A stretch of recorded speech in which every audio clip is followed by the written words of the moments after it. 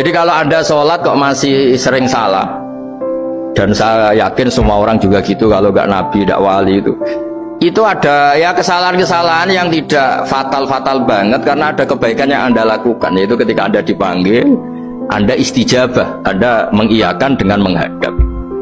Ya, itu sudah bagus. Nah, setelah menghadap ternyata disuruh apa itu tidak nurut. Disuruh apa gak nurut itu satu kesalahan yang tidak mengganggu poin pertama tadi, Anda menghadap. Sehingga banyak cerita di hadis-hadis, ada sahabat yang zaman itu tidak soleh-soleh banget.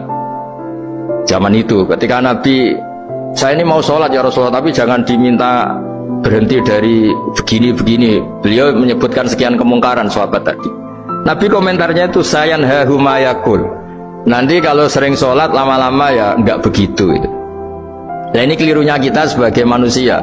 Lama-lama juga baik itu kita kira itu terus harus sekarang gitu loh. Nah, itu keliru. Harus sekarang itu keliru. Bisa saja kita ini setiap sholat pasti sudah ditulis Allah nanti itu mati baik. Lala nanti habis asar sebelum kita maksiat sudah mati, habis sisa sebelum kita maksiat lagi sudah mati. Jadi barokahnya sholat itu ada waktu yang potensi ya, potensi sholat itu akhir kenangan kita, sholat itu identitas kita, sholat itu status kita. Nah, karena kita sholat itu pakai niat, niat itu komitmen. Sementara kalau Anda maksiat itu tidak pakai niat, karena zallah. Zallah itu ya ada niat maksiat, tahu-tahu mungkin di bis ketemu orang cantik, terus agak jelalatan, tapi kan tidak niat. Tapi kalau sampai sholat kan datang ke masjid, bayangkan diimami ini, nanti kamu takbir, nanti kamu baca ini, baca ini. Jadi benar-benar komitmen, itu status kita.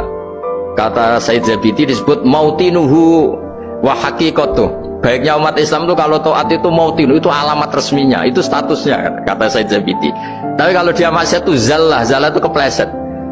Jadi tidak pernah jadi status kita. Semoga semua maksiat kita ini tidak status tapi zallah.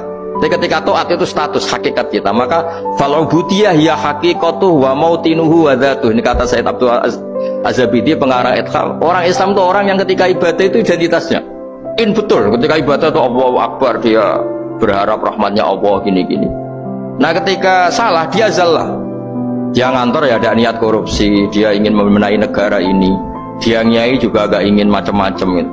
Ya tapi karena manusia terus ada zallah-zallah. Nah, semoga semua kesalahan kita ini zallah. Zallah itu ya cara Jawa kepleset, tidak mental.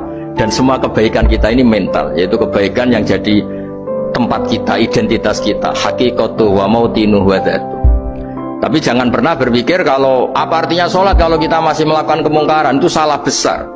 Sholat itu wajib, dengan Anda sholat itu sudah mengurangi kemungkaran Anda, karena Anda tidak melawan ketentuan Allah Ta'ala. Kayak kita orang Indonesia, meskipun kita koruptor, mau jadi KTP Indonesia sudah bagus, kita mau jadi warga Indonesia, meskipun setelah itu kita korupsi dan salah, tapi lumayan mau jadi warga apa? Indonesia. Orang mau sholat artinya dia menstatuskan diri sebagai hamba Allah. Teken kontrak, kalau saya ini hambamu ya Allah, anta robbi, iya karena butuh, iya karena nasta'in. Soal salah ya salah aja, yang sama, kita tetap warga Indonesia meskipun kita salah, meskipun kita koruptor, meskipun kita salah, tetap aja warga Indonesia yang berhak mendapat jatah makan meskipun di penjara, meskipun apa. Sama, kita ini hamba Allah yang mengakui kalau Allah itu Tuhan, kita hamba. Dan barokahnya pengakuan itu insya Allah di cerita-cerita syafaat, kalau kita dosa atau apa insya Allah dapat syafaatnya Rasulullah SAW, karena kita tidak pernah lari dari status kehambaan. Ini yang harus dipegang, makanya status kehambaan ini nggak boleh hilang. Kita harus sering bilang Robbi, Robbi, Tuhanku yang merawat aku, yang memberi aku. Dengan demikian kita menjaga status kehambaan kita. Dan status hamba ini yang menjadikan orang layak masuk surga, yaitu fadkhuli fi ibadi, kamu harus resmi menjadi hambaku, baru ada perintah wadkhuli jannati. Kalau menjadi hamba aja nggak mau, kita punya keangkuhan, punya keinginan yang mulu-mulu, sehingga seakan-akan kita ini Tuhan, itu tidak menghamba. Kita harus fadkhuli fi ibadi, baru wadkhuli jannati. Ya, saya kira demikian, semoga ini manfaat.